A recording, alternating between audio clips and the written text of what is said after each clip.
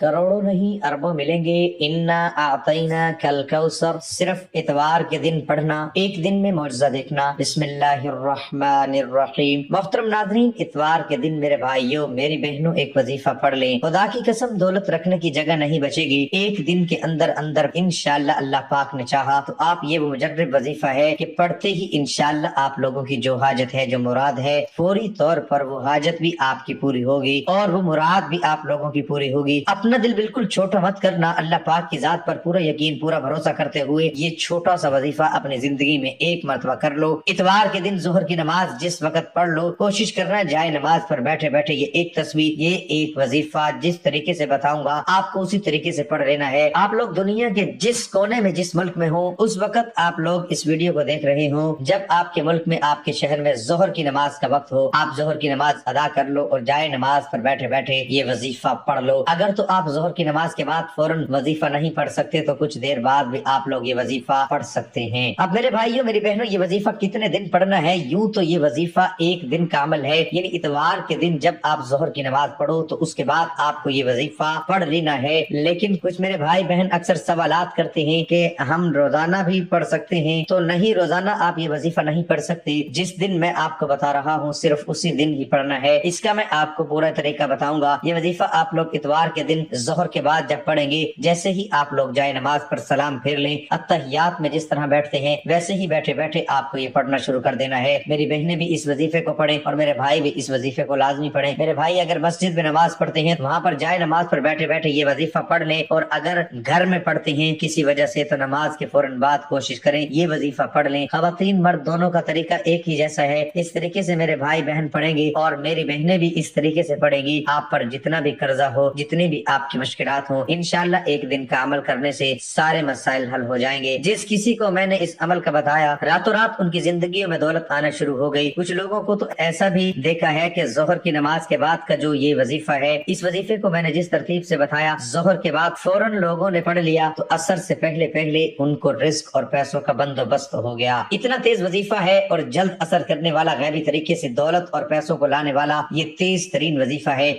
मतलब यहाँ वजीफा पड़ा वहाँ पर काम हो गया। नाज़रीन, इंसान पर जो मुसीबत आती है, चाहे जिस बीमारी की हो या जहनी और रूहानी अजियत की शक्ल में, चाहे कारोबारी परेशानी हो या खानदानी लड़ाई झगड़ों का दुख और सदमा हो, हर किस्म की मुसीबत इसके गुनाहों की वजह से आती है। इसलिए इससे निजात पाने के लिए फौरन सच्ची तौबा करते अल्लाह ताला से माफी मांगनी चाहिए, क्योंकि अल्लाह ताला तौबा करने वालों से मोहब्बत करता है और उसकी परेशानियों और मुसीबतों का अजाला करके उसे खुशहाल बना देता है। इंसान में गुनाहों और रज़ाइल की जानिब रग़बत का मैलान मौजूद है।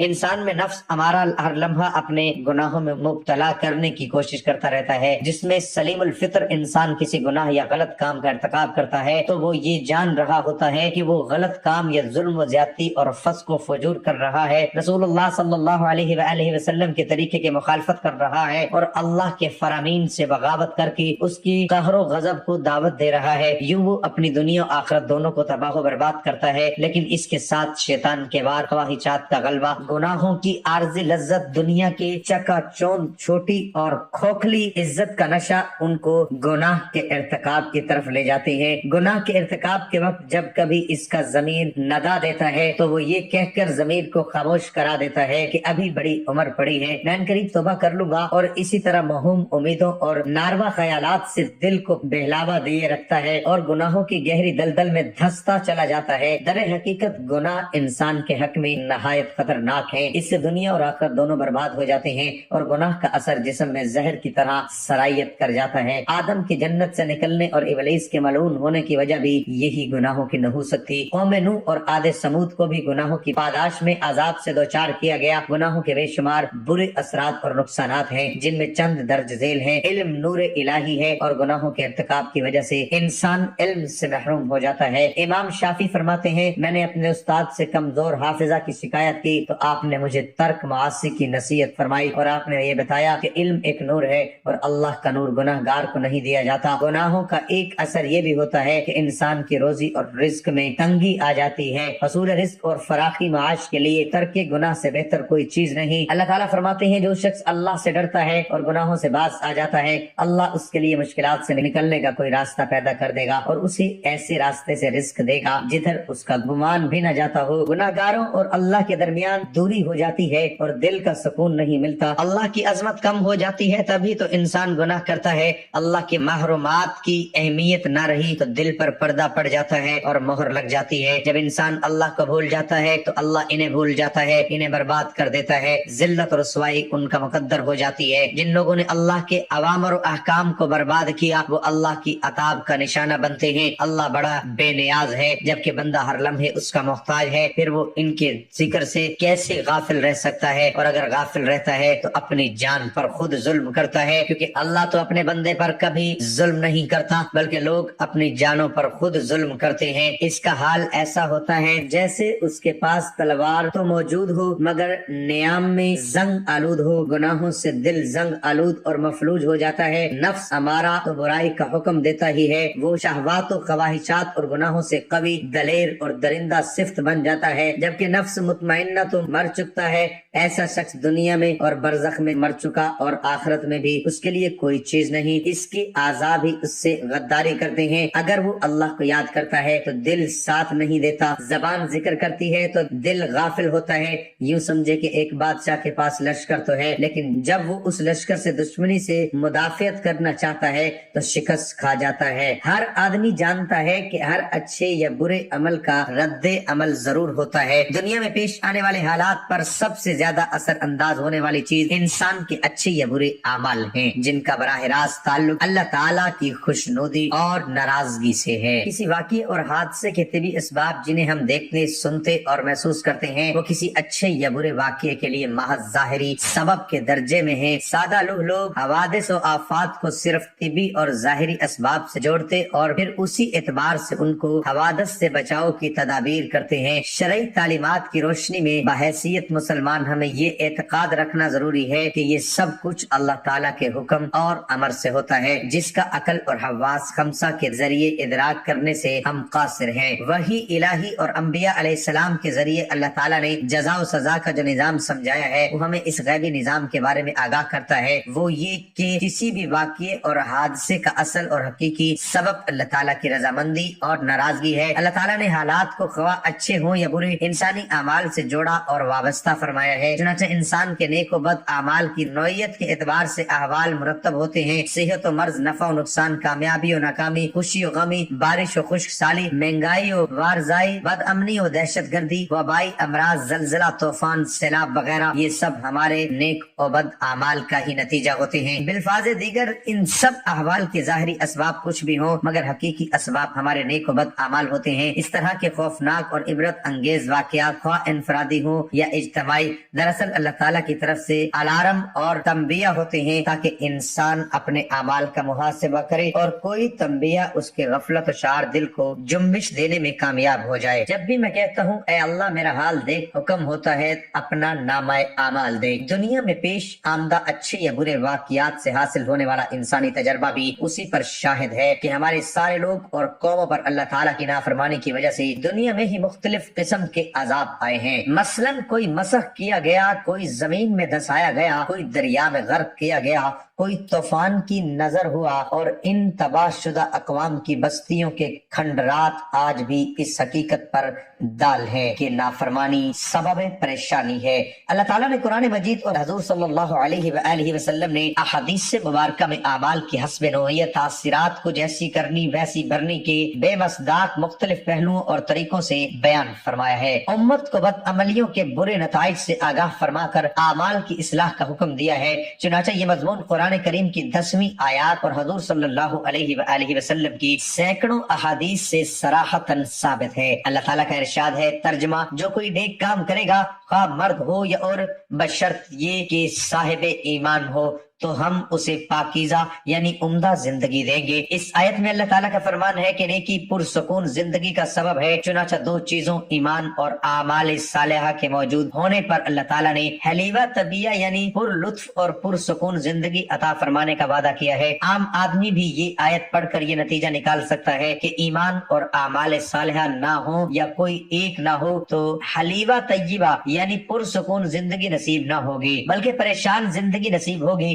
इसलिए हमें चाहिए कि अल्लाह और उसके रसूल के बताए हुए रास्तों पर चले और अपने अमाल दुरुस्त करें ताकि हमारी जिंदगी के तमाम मसाइल हल हो सके। इस वजीफे को मेरे भाइयों मेरी बहनों मैं आपको अपनी तरफ से नहीं बता रहा, इस वजीफे को मैंने खुद अपनी जिंदगी में जोहर के बाद मैं रोजाना जब भी जोहर की नमाज पढ़ता हूँ तो ये वजीफा पढ़ता हूँ। ये वो वजीफा है कि इस वजीफे को पढ़ते ही आपकी कोई ऐसी हाजत है, कोई ऐसी मुराद है जो पूरी नहीं हो सकी, कोई ऐसी ख्वाहिश है, कोई ऐसी बड़ी मुराद है, आप चाहते हैं कि मिसाल के तौर पर जाती मकान चाहिए है, मिसाल के तौर पर आप चाहते हैं कि कोई बड़ी रकम आपको मिल जाए, तो आपकी कोई बड़ी से बड़ी हाजत मुराद होगी, ये वजीफा पढ़ते ही फौरन पूरी हो जाएगी। जो तंगदस्ती की वजह से मुश्किलात का शिकार होते हैं वो अपनी तंगदस्ती के लिए मुख्तलिफ रास्ते भी इख्तियार करते हैं। वो कभी किसी से तावीज मांगते हैं और कभी किसी आलम के पास जाते हैं, मगर ऐसे अमाल दुरुस्त नहीं करते। उनकी अपनी गलतियां ही होती हैं, कोताहियां ही होती हैं जो उनका रिज्क कम करने का बाइस बनती हैं और वो इन मुश्किलात के शिकार रहते हैं। तो आज हम आपको ऐसी चीजों के बारे में बताने वाले हैं कि वो कौन सी आम गलतियां हैं जो हमारे रिज्क में मुश्किलात पैदा कर देती हैं और अल्लाह ताला हमारा रिज्क तंग कर देता है। आपको हदीस मुबारक की रोशनी में बताएंगे कि किस वजह से अल्लाह ताला इंसान का रिज्क कम कर देता है। इसके बाद किसी किस्म के टोटके, किसी किस्म के तावीज नहीं लेने पड़ेंगे। हाँ, वज़ाइफ जरूर करने होंगे जो आपके लिए आसानी पैदा करेंगे, जितने चाहे कर सकते हैं। अल्लाह ताला का नाम लो, अल्लाह ताला से मांगते रहें तो बेशुमार नेमतें अल्लाह पाक आपको अता फरमा देता है। सबसे पहला अमल जो है वो ये है कि जूते पहनकर या खड़े होकर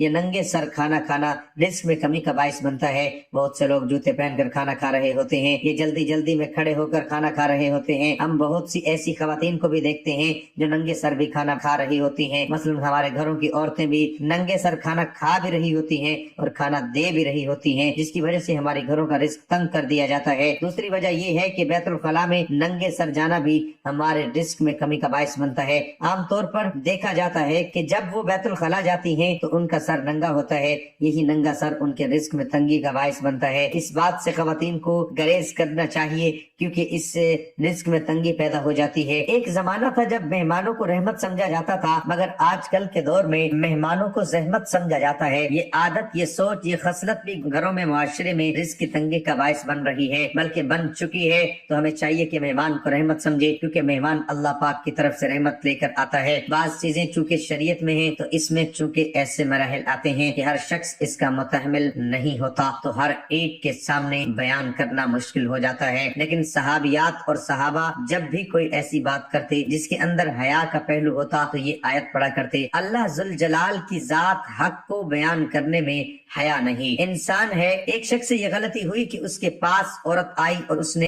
चमकारा, नतीजतन वह परेशान हुआ और अल्लाह के रसूल सल्लल्लाहु अलैहि वसल्लम के पास गया। उसने अल्लाह के रसूल सल्लल्लाहु अलैहि वसल्लम के साथ ही नमाज पढ़ी। इस कदर परेशान कि क्या बनेगा कयामत के दिन। तो अल्लाह के रसूल ने फरमाया सल्लल्लाहु अलैहि वसल्लम, क्या तुमने हमारे साथ नमाजें पढ़ी हैं कि नहीं? कहा नमाजें तो पढ़ी हैं। फरमाया नेकियां बुराइयों को खत्म कर देती है।